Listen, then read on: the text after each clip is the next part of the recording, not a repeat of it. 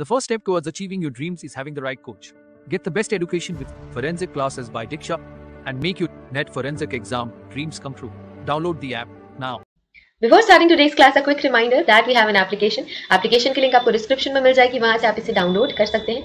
आप play store से भी इसे डाउनलोड कर सकते हैं, ऐप स्टोर से भी इसे डाउनलोड कर सकते हैं. जैसे आप एप्लीकेशन डाउनलोड करेंगे, आपको लॉगिन करना होगा. लॉगिन करने के बाद आप स्टोर पर क्लिक कर सकते हैं. स्टोर में आपको कोर्स लिस्ट मिलेगी. इस कोर्स लिस्ट में से आप अपना डिजायर्ड कोर्स सेलेक्ट कर सकते हैं, एनरोल कर सकते हैं. फॉर एग्जाम्पल, अगर मैं फोरेंसिक साइंस से नेट की प्रिपरेशन कर रही हूँ तो मैं फोरेंसिक साइंस नेट का कोर्स सेलेक्ट करूंगी. अगर मैं क्रिमिनोलॉजी की प्रिपरेशन कर रही हूँ तो मैं यूजीसी नेट क्रिमिनोलॉजी का कोर्स सेलेक्ट करूंगी. अगर मैं मास्टर्स की प्रिपरेशन कर रही हूँ, मुझे सेमेस्टर क्लासेस चाहिए तो मैं सेमेस्टर क्लासेस का कोर्स चूज करूंगी. फॉर एग्जाम्पल, अगर मैं यूजीसी नेट फोरेंसिक साइंस की प्रिपरेशन कर रही हूँ तो मैं फोरेंसिक साइंस का कोर्स चूज करूंगी. अगर मैं क्रिमिनोलॉजी की प्रिपरेशन कर रही हूँ तो मैं क्रिमिनोलॉजी का कोर्स चूज करूंगी. इसके अलावा सेमेस्टर क्लासेस भी अवेलेबल है. एंड फोरेंसिक के फील्ड में जितने भी entrance examination, BSc entrance examination, MSc entrance examination के कोर्सेज भी अवेलेबल है. इसके अलावा साइंटिफिक ऑफिसर, साइंटिफिक असिस्टेंट के कोर्सेज भी अवेलेबल है. तो आप अगर किसी भी एंट्रेंस एग्जामिनेशन, किसी भी कॉम्पिटेटिव एग्जामिनेशन की प्रिपरेशन कर रहे हैं फोरेंसिक साइंस या क्रिमिनोलॉजी के फील्ड से, तो वो सारी की सारी क्लासेस आपको सिर्फ और सिर्फ मिलेंगी हमारे एप्लीकेशन पे. तो हमारा एप्लीकेशन डाउनलोड आप कर सकते हैं. Forget to download our application and start your preparation with us. So basically we have two types of courses in our application, video lecture course and study material course. So video lecture course में आपको सारी की सारी चीजें मिलती हैं. Video lectures, PDF, study material, mock test, previous year question paper, everything. Study material course में आपको सिर्फ और सिर्फ study material, previous year question papers और मॉक टेस्ट मिलते हैं. वीडियो लेक्चर्स में इंक्लूडेड नहीं होते हैं. So that's the basic difference between video lecture course and study material course. So it's clear now. You can join these classes according to your preparation and start preparing with us. Lie detector या फिर polygraph test. तो lie detector या polygraph test हम कहते हैं, इसे आप truth verifier भी कहते हैं. तो जब भी आपको झूठ पकड़ना है किसी का तो आप लाई डिटेक्टर की यूज करते हैं या पॉलीग्राफ टेस्ट का यूज करते हैं. It is a scientific diagnostic instrument. ये एक साइंटिफिक डायग्नोस्टिक इंस्ट्रूमेंट है. क्या है? साइंटिफिक डायग्नोस्टिक इंस्ट्रूमेंट है. Also called as truth verifier, क्योंकि आप ट्रुथ का वेरिफिकेशन करते हैं इस इंस्ट्रूमेंट को यूज करके. तो इसे हम ट्रुथ वेरीफायर भी कह सकते हैं. ये एक साइंटिफिक डायग्नोस्टिक इंस्ट्रूमेंट है. It is invented in 1921 AD. कब इन्वेंट हुआ था? 1921 एडी. किन्होंने इन्वेंट करा था? John August and Larson. तो जॉन ऑगस्ट एंड लार्सन इन्होंने क्या किया था? इन्वेंट किया था. क्या किया था? जो हमारा पॉलीग्राफ है उसे इन्वेंट करने का काम किन्होंने किया था? John August and Larsen. John August and Larsen ने 1921 एडी में लाई डिटेक्टर या ट्रुथ वेरीफायर या पॉलीग्राफ टेस्ट का इन्वेंशन करा था. दे डिजाइंड द इंस्ट्रूमेंट. उन्होंने क्या किया था? उन्होंने डिजाइन किया था इंस्ट्रूमेंट को. क्या किया था? इंस्ट्रूमेंट को डिजाइन किया था. And this instrument is used by FBI and CIA. तो ये इंस्ट्रूमेंट किन्होंने फिर यूज करा? एफबीआई ने भी यूज करा. और किन्होंने यूज करा? एफबीआई के साथ साथ सीआईए ने भी ट्रुथ वेरीफायर या लाई डिटेक्टर को यूज किया इन ऑर्डर टू नो कि कोई भी पर्सन जब सच कह रहा है या कोई भी पर्सन झूठ कह रहा है. तो मुझे अगर चेक करना है कि आप जो स्टेटमेंट्स दे रहे हैं वो सही स्टेटमेंट्स दे रहे हैं या झूठे स्टेटमेंट्स दे रहे हैं, तो मैं लाई डिटेक्टर का यूज करके ये पता लगा सकती हूँ. तो जब भी आप झूठ बोलेंगे तो कुछ चेंजेस बॉडी में आपके होते हैं जो आपके कंट्रोल से बाहर हो जाते हैं. तो उन्हें मेजर करके हम ये पता लगा सकते हैं कि आप झूठ कह रहे हैं या सच कह रहे हैं. First attempt to develop a scientific instrument. सबसे पहला अटेम्प्ट साइंटिफिक इंस्ट्रूमेंट बनाने का कब हुआ था? किन्होंने किया था? लैम्ब्रोसो ने किया था 1895 में. किन्होंने किया था? सर लैम्ब्रोसो ने किया था 1895 में. सबसे पहला साइंटिफिक इंस्ट्रूमेंट बनाने का जो इंस्ट्रूमेंट बनाने का जो अटेम्प्ट है किन्होंने करा था? लैम्ब्रोसो ने करा था इन 1895. तो साइंटिफिक इंस्ट्रूमेंट बनाने का अटेम्प्ट करा था बट साइंटिफिक इंस्ट्रूमेंट बना नहीं पाए थे. बट इनिशिएट किन्होंने किया था? इनिशिएट किया था लैम्ब्रोसो ने इन 1895. इन 1921 में जाके ऑगस्ट, लॉर्सन एंड जॉन ने क्या किया था? इस इंस्ट्रूमेंट को डिजाइन किया और बनाया. ठीक है, इस इंस्ट्रूमेंट को डिजाइन किया और बनाया. It measures and records several psychological changes. Psychological changes, yes. It measures and record several psychological changes. तो कई सारे साइकोलॉजिकल चेंजेस को रिकॉर्ड करने का एंड मेजर करने का काम हमारी इंस्ट्रूमेंट, जो लाई डिटेक्टर की इंस्ट्रूमेंट है, जो पॉलीग्राफ टेस्ट की इंस्ट्रूमेंट है, वो करती है. तो क्या क्या रिकॉर्ड करती है? ब्लड प्रेशर रिकॉर्ड करती है, पल्स रिकॉर्ड करती है. ब्लड प्रेशर तो आपको पता है कि जो भी आपके वेन्स में जो ब्लड ट्रैवल कर रहा है वो किसी एक पर्टिकुलर प्रेशर से ट्रैवल करता है, तो वो होता है ब्लड प्रेशर. आप पल्स मेजर करते हैं, ठीक है। रिस्टोरेशन, एक सेकेंड, यहाँ पे आई थिंक कुछ स्पेलिंग मिस्टेक है, रिस्टोरेशन तो यहाँ पे नहीं ही आएगा। आप बीपी चेक करते हैं, पल्स चेक करते हैं, स्किन कंडक्टिविटी चेक करते हैं। स्किन कंडक्टिविटी के अलावा एक और चीज आप चेक करते हैं, तो ब्लड प्रेशर मेजर करते हैं, पल्स रेट मेजर करते हैं, रेस्पिरेशन रेट आप मेजर करते हैं कि किस रेट से वो पर्सन रेस्पायर कर रहा है, स्किन की कंडक्टिविटी आप मेजर करते हैं। तो ये 4 चीजों को आप मेजर करते हैं। फर्स्ट आप मेजर करते हैं बीपी, सेकेंड आप मेजर करते हैं पल्स, थर्ड आप मेजर करते हैं रेस्पिरेशन रेट एंड नेक्स्ट आप मेजर करते हैं skin conductivity. Skin conductivity. While a series of question asked, it is also called as deception test. तो आपको सीरीज ऑफ क्वेश्चन पूछने होते हैं, आपको कई सारे क्वेश्चंस पूछने होते हैं। ये सारी की सारी चीजों को आप मॉनिटर तो करेंगे ही करेंगे। Excuse me. तो आप क्या करेंगे, आप बीपी को मेजर करेंगे, पल्स मेजर करेंगे, रेस्पिरेशन रेट मेजर करेंगे, स्किन की कंडक्टिविटी मेजर करेंगे। इन सारी चीजों को, इन 4 फैक्टर्स को मेजर करते हुए आप कुछ क्वेश्चंस भी पूछेंगे। क्या करेंगे, आप कुछ क्वेश्चंस पूछेंगे इन्हीं बीच में, और आप इसे डिसेप्शन टेस्ट भी कह सकते हैं, क्योंकि आप किसी के ट्रुथ या लाए को पता कर रहे हैं कि कोई सच कह रहा है या झूठ कह रहा है। इन सारी चीजों को आप पता कर रहे हैं, तो इसे आप डिसेप्शन टेस्ट भी कह सकते हैं। और इस टेस्ट को करते हुए आपको इन 4 चीजों को मॉनिटर करना है, BP, pulse, respiration rate and skin conductivity. तो इसका प्रिंसिपल क्या है, लाई डिटेक्टर का प्रिंसिपल क्या है? The polygraph is based on the principle of psychosomatic interactions.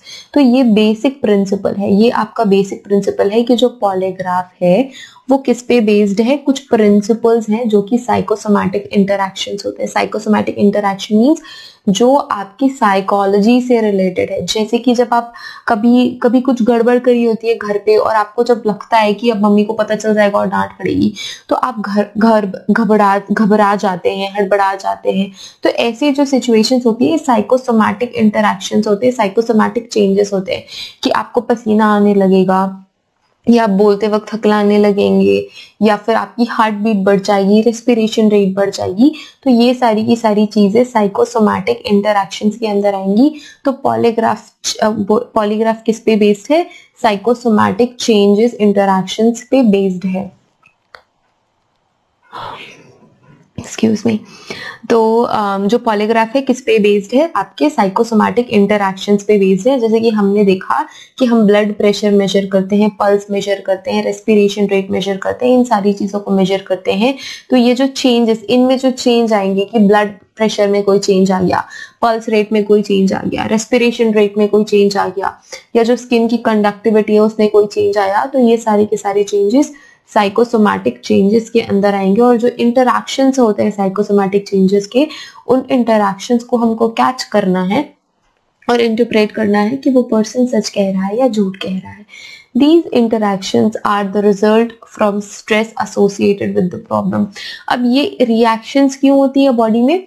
जब आपने कोई गड़बड़ नहीं की है तो कोई रिएक्शन नहीं होती आपकी बॉडी में, बट जब आपने कोई गड़बड़ की है या आपको कोई इंफॉर्मेशन पता है तो उससे आपको स्ट्रेस होगा कि आपने किचन में कोई कप तोड़ दिया या कोई प्लेट तोड़ दी या कुछ भी तोड़ दिया, तो आपको ये पता है, अगर आपके भाई ने भी तोड़ा है ना, तो आपको ये पता है कि हाँ टूटा है, कुछ ना कुछ टूटा है, और अगर भाई को डांट पड़ेगी फिर आपको भी डांट पड़ेगी। तो इस चीज का अगर आपको स्ट्रेस है, अगर ये रिएक्शंस की होंगी जब आपको किसी भी चीज का स्ट्रेस है जो कि उस प्रॉब्लम से एसोसिएटेड है, तो प्रॉब्लम से एसोसिएटेड कोई भी स्ट्रेस है तो उस स्ट्रेस की वजह से ये साइकोसोमैटिक इंटरैक्शंस होंगे, साइकोसोमैटिक चेंजेस होंगे। So it results into psychological changes. अब ये साइकोलॉजिकल चेंजेस में रिजल्ट होते हैं, जैसे कि ब्लड प्रेशर चेंज हो जाएगा, पल्स रेट चेंज हो जाएगी। तो इनमें रिजल्ट होंगी ये सारी चीजें जब आपने कोई गड़बड़ करी है और उससे रिलेटेड आपको स्ट्रेस है, या फिर स्ट्रेस तो होता ही है, तो ये सारी चीजें स्ट्रेस की वजह से ही चेंज होती है। जैसे ये ब्लड प्रेशर चेंज होगा, पल्स रेट चेंज होगी, हार्ट बीट भी बढ़ जाएगी, रेस्पिरेशन रेट भी, ये सारी की सारी चीजें उस स्ट्रेस की वजह से ही चेंज होती है। अब ये टेस्टिंग प्रोसीजर क्या होता है, आप टेस्ट कैसे करेंगे? जैसे मैंने बोला कि ये सारी चीजों को मॉनिटर करते हुए, इन चार चीजों को मॉनिटर करते हुए आपको कुछ क्वेश्चन भी पूछने हैं। तो आप क्वेश्चंस कैसे पूछेंगे, टेस्टिंग प्रोसीजर क्या होता है? तो 3 बेसिक क्वेश्चन पूछे जाते हैं। 3 बेसिक क्वेश्चंस आर आस्क्ड। तो वो 3 बेसिक क्वेश्चन कौन से? पहला तो होते हैं इररेलेवेंट क्वेश्चन, दूसरे होते हैं रेलेवेंट क्वेश्चन, थर्ड होते हैं कंट्रोल क्वेश्चन। तो इररेलेवेंट क्वेश्चन क्या होता है कि और भाई क्या चल रहा है लाइफ में, अगर ऐसे कोई क्वेश्चन है या कोई इधर उधर की ऊटपटांग बातें कि फैमिली में कितने लोग हैं, आपका घर कहाँ पे है, आप कितने भाई बहन है, तो ये सारे जो क्वेश्चंस हैं ये इररेलेवेंट क्वेश्चंस, या जो आलतू फालतू के क्वेश्चंस होते हैं वो इररेलेवेंट क्वेश्चन की कैटेगरी में आते हैं। तो आप पहले आलतू फालतू के क्वेश्चंस पूछेंगे कि आप कैसे हैं, आपके घर में सब कैसे हैं, कितने हैं, कितने लोग रहते हैं आपके घर में, या कोई भी ऐसी इंफॉर्मेशन आपसे पूछेंगे जो कि हमारे क्वेश्चन से या क्वेश्चनिंग से या हमारे केस से बिल्कुल भी लेना देना नहीं है, बट वो क्वेश्चंस आपसे पूछे जाएंगे। तो वो क्वेश्चंस कहलाते हैं इररेलेवेंट क्वेश्चन। फिर आते हैं रेलेवेंट क्वेश्चन। कौन से क्वेश्चन? रेलेवेंट क्वेश्चन जो कि कनेक्टेड होते हैं, जो कि कनेक्टेड होते हैं आपके केस से पर्टिकुलर। तो रेलेवेंट क्वेश्चंस वो क्वेश्चन होते हैं जो आपके केस से कनेक्टेड होते हैं और इनडायरेक्ट क्वेश्चन होते हैं।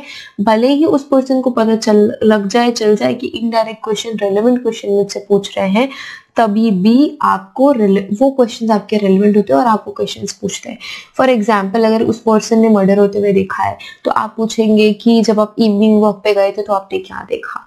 तो अगर वो झूठ बोलना चाहता है तो वो घबरा जाएगा और जो भी साइकोलॉजिकल चेंजेस है वो सारी हो जाएंगी, या फिर वो झूठ बोलेगा तो चेंजेस हो जाएंगी, अगर सच बोलेगा तो आप ऑलरेडी सच पता लगा लेंगे। तो ये होते हैं रेलेवेंट क्वेश्चन जो डायरेक्टली रिलेटेड, जो इनडायरेक्टली रिलेटेड होते हैं आपके केस से। अब कंट्रोल क्वेश्चन क्या होते हैं? कंट्रोल क्वेश्चन होते हैं direct question to the point, direct question to the point. तो मैं जैसे पूछूंगी कि क्या आपने मर्डर होते हुए देखा है, आपने इतने टाइम मर्डर होते हुए देखा ही है, हाँ या नहीं में अगर मैं जवाब पूछूंगी तो ये हो जाएगा कंट्रोल क्वेश्चन, कि मैं कंट्रोल क्वेश्चन पूछ रही हूँ आपसे। तो 3 तरीके क्वेश्चन आप पूछ सकते हैं, रेलेवेंट, इररेलेवेंट एंड कंट्रोल के क्वेश्चंस। अब एक्यूरेसी कितनी होती है? जो लाई डिटेक्टर टेस्ट है उसकी एक्यूरेसी कितनी होती है अकॉर्डिंग टू APA? अब ये APA क्या है? American polygraph association. क्या है? अमेरिकन पॉलीग्राफ एसोसिएशन ने क्या किया था? 250 स्टडीज करी थी 25 सालों में। 25 सालों में 250 स्टडी उन्होंने पॉलीग्राफ से रिलेटेड करी और इसकी एक्यूरेसी कितनी आई? 90 to 95%। तो 90 to 95% ट्रुथ को वेरीफाई करके देता है हमारा पॉलीग्राफ टेस्ट या लाई डिटेक्टर टेस्ट। तो 250 स्टडीज कराई गई, 25 ओवर द 25 इयर्स, 25 सालों में 250 स्टडीज की गई ये जानने के लिए कि एक्यूरेट कितना है पॉलीग्राफ टेस्ट। हम ब्लड प्रेशर तो मेजर कर रहे हैं, हम रेस्पिरेशन रेट तो मेजर कर रहे हैं, बट एक्यूरेसी क्या है इसकी? तो इसकी एक्यूरेसी है 90 to 95%। तो आप पता लगा सकते हैं, बिल्कुल पता लगा सकते हैं, 90 to 95% तक पता लगा सकते हैं कि आपने जिस पर्सन को क्वेश्चन करा है वो सच कह रहा है या झूठ कह रहा है। अब इंस्ट्रूमेंटेशन की जरा सी बात कर लेते हैं। अब पॉलीग्राफ टेस्ट का इंस्ट्रूमेंटेशन क्या होता है? It is a combination of medical devices used to monitor changes।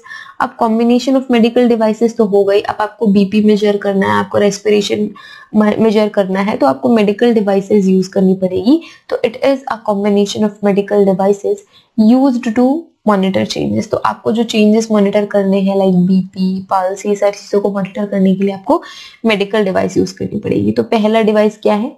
न्यूमोग्राफ, न्यूमोग्राफ tube. तो न्यूमोग्राफ ट्यूब आपको यूज करनी पड़ेगी। बीपी कफ या स्फिग्मोमैनोमीटर आप कह सकते हैं, तो आपको ये यूज करना पड़ेगा। आपको और क्या यूज करना है? इलेक्ट्रोड्स या गैल्विन ग्राफ। अब मैंने बोला कि स्किन कंडक्टिविटी भी हम देखते हैं। स्किन कंडक्टिविटी में हम देखते हैं तो स्किन कंडक्टिविटी। नेक्स्ट है आपका प्लेथिस्मोग्राफ, तो ये भी आप यूज करेंगे। तो ये आपका बेसिक इंस्ट्रूमेंटेशन है,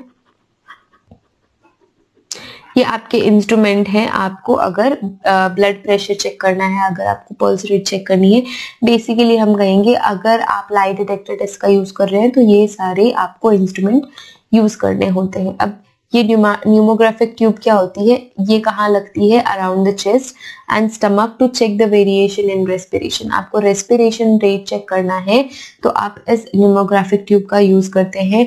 ब्लड प्रेशर कफ और जो स्पिग्मोमैनोमीटर है वो आप अपर आर्म पे यूज करते हैं।